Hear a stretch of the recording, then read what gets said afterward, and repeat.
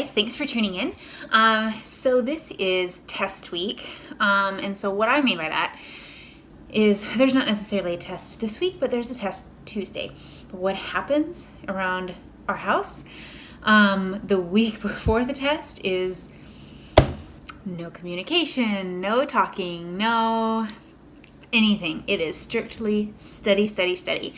And not only is it test week, but my kids are out there, so I was checking on them. My oldest is home for fall break, and if you grew up in Texas without fall break like I did, fall break is the equivalent of spring break, just in the fall. And so she's home all week, and so it's a little crazy around the house, not to mention she has ADHD. So I have a toddler and an ADHD child, so it gets pretty crazy around here. So some of the things that I like to do, not only because it's fall break, but when it's around super hard study time for my husband, is I like to, even if it's just me and my youngest, I like to get out of the house as much as I can. My husband studies at home most of the time because I think that it's easier for him to not have to carry all his stuff all around, just in the comfort of your own home. He gets, when he comes upstairs to eat or go to the bathroom or take a break or whatever, we're here. And so even though he's not hanging out with us, he gets to at least see us at some point in time, whereas if he were at school all day, never get to see us at all. So he studies from home. And so what I like to do is I like to go out. And not only is it good for him, it gets nice peace and quiet in the house, but also it's great for us. It's good for the kids. It's good for me to get out. So if you are in that mentality of, I don't want to go out, I don't want to do anything, I don't have any friends, I don't, whatever the reasoning is, ignore that. Basically. It's great for you to get out of the house. You need to get out of the house. You need to experience your life. So I know sometimes it's really hard because you're putting everything aside for this person, supporting them, giving them what they need, but you also matter. What you need also matters, and what you need to do is you need to get out and experience life. So we get out of the house, we go for hikes, we go to the park, or even if it's just out to lunch or, something like that, we get out of the house. So if you haven't been doing that, if you are trying to have like a controlled chaos or whatever in your home, try and go out if you can, even if it's just to the store. I mean, we are in the middle of nowhere. There's not really much to do. One of our favorite things to do is go to Walmart or to the little teeny tiny mall that's around here. So those are things that we do. I mean, it's just nice to get out of the house, change the scenery, change what it is that you're doing, get some fresh air, go for a walk, do something. So that is what I want for you for this week. I want you to get out. I want you to go do something. It's very, very, very important. So today we didn't really get to do much. My youngest daughter has a lot of allergies.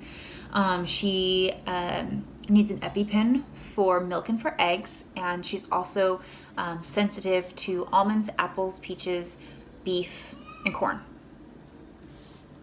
So, and not to mention she has asthma and she has really, really bad seasonal allergies. So the closest place that we could go for her is 2 hours away, in Lexington. And so we went there today because she had to get an allergy shot for her allergies. And this is her second one that she's had. She got her first one a month ago and ended up having a reaction. So we had to wait a month. And, now they diluted it by 10%, which I don't really remember how or know how much was in it originally, but they diluted it. And so we'll see if she has a reaction tonight. So we didn't get to do anything fun. We were in the car all day long. We got Chick-fil-A, which was great. But we at least got out of the house. We did something, left him alone, let him do his thing. So, I mean, whatever it is, try and remember. I want you to remember to help yourself too. This is a two-person relationship. I mean, if you've got family, then of course they're part of that as well. But initially it starts with you and your significant other. And if you're putting all of you into this person and not leaving enough for yourself, you're going to get burned out. You're going to get depressed. You're going to feel lonely. So get out of the house, be your own person, give yourself that fuel, that fire that you need, because you matter, because you are important as well. Don't ever forget that. Don't ever think that you are not. I know that sometimes it's hard for the significant other to give you that in return. And I don't know, maybe your significant other is really great at that. But I know not all of them are. I know that mine's not always the best at it, even though the intention is there. Just remember that you matter, that what you need, what you want matters. Pick up a hobby. I do lots of things. I sell It Works products. That is a hobby for me. That's something that I started as a hobby, but I enjoy it a lot. I teach music. I like to sew. I do lots of things, and I enjoy doing those things. And it gives me something to do, a purpose, I guess you'd say, to kind of keep going, change it up, give me something new rather than same old every day.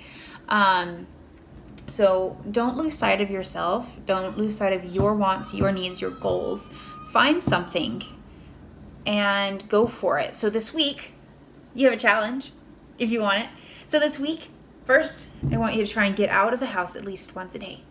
Go do something. Go to the store. Don't buy anything. Don't buy anything. Unless you need something, then go ahead. But don't buy anything. This is not a spending trip. We have no money. We in medical school do not have money, so don't spend it. But go out. Get out of the house at least once a day. And find something that you have been wanting to do or would like to do and start doing it. Even if it is just reading a book or taking a bath, a bubble bath. Do it. Something that you've been wanting to do. I want you to figure out what that is, and I want you to do it this week. So those are your 2 challenges. You have those to do. So that's for you. I'm going to let you guys go. I'm going to start cooking dinner. I'm not sure what we're going to have because we have no food and we have no money for food until it comes in on our food stamp card. So this will be fun. Lots of rice dinners or things with oats or milk. We'll have porridge every night. At least my kids will be fed. And they will enjoy it because there are lots of kids that don't get fed and they need to appreciate the food that they do get. Anyway, I'm going to start cooking, and remember your challenges. I'm going to check in on you with them later. So anyway, I will talk to you guys later.